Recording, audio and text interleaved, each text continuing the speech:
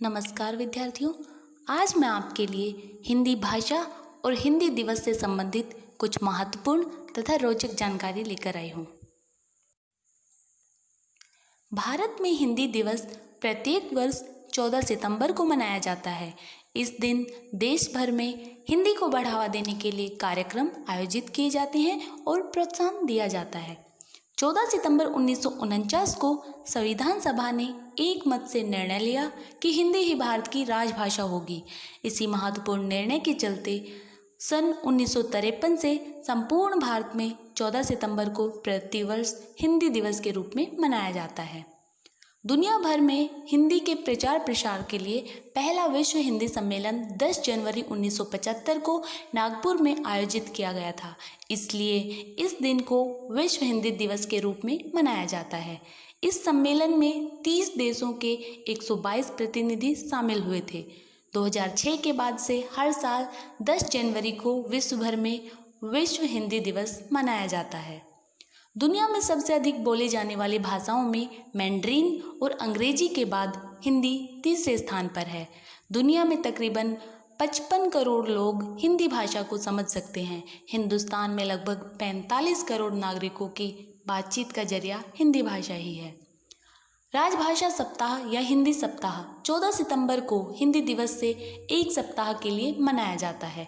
विद्यालयों व सरकारी कार्यालयों में हिंदी भाषा को बढ़ावा देने के लिए हिंदी पखवाड़े का आयोजन किया जाता है। यह 1 से शुरू होकर 15 सितंबर या 14 सितंबर से शुरू होकर 30 सितंबर तक चलता है। भारत में सबसे ज़्यादा बोले जाने वाली भाषा हिंदी है। हमारे देश के 70% लोग हिंदी लिखते, पढ़ते, बोलते और समझते हैं। हिंदी उनके कामकाज का भी हिस्सा है।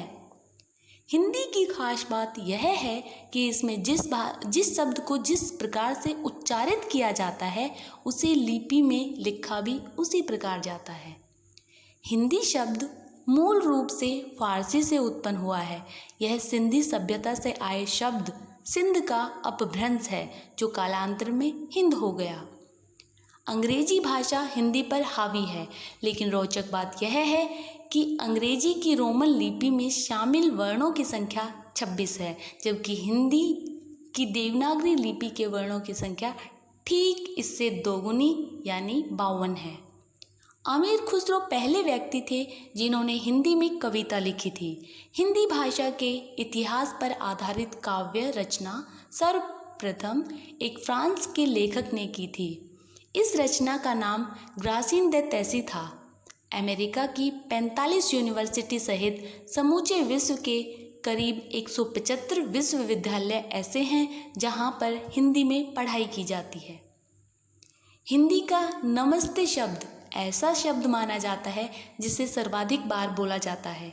एक अनुमान के अनुसार हर 5 में से 1 व्यक्ति हिंदी में इंटरनेट का उपयोग करता है। भारत में अधिकांश लोग हिंदी को राष्ट्रभाषा मानते हैं। देश की सर्वाधिक जनसंख्या हिंदी समझती है और अधिकांश हिंदी बोल लेते हैं, लेकिन यह भी एक सत्य है कि हिंदी इस देश की राष्ट्रभाषा नहीं, राजभाषा है। भारत की कोई भी राष्ट्रभाषा है ही नहीं। राष्ट्रभाषा वह होती है जिसमें लोग एक ही भाषा बोलते हो, वह उस देश की राष्ट्रभाषा होती है। लेकिन भारत एक बहुभाषी देश है, यहाँ पर अनेक भाषाएं बोली जाती हैं। हिंदी यहाँ राजकाज की भाषा है, इसलिए इसे राजभाषा का दर्जा दिया गया है, ना कि राष्ट्रभाषा का। आज के इस वीडियो में इतना ही। धन्यवाद।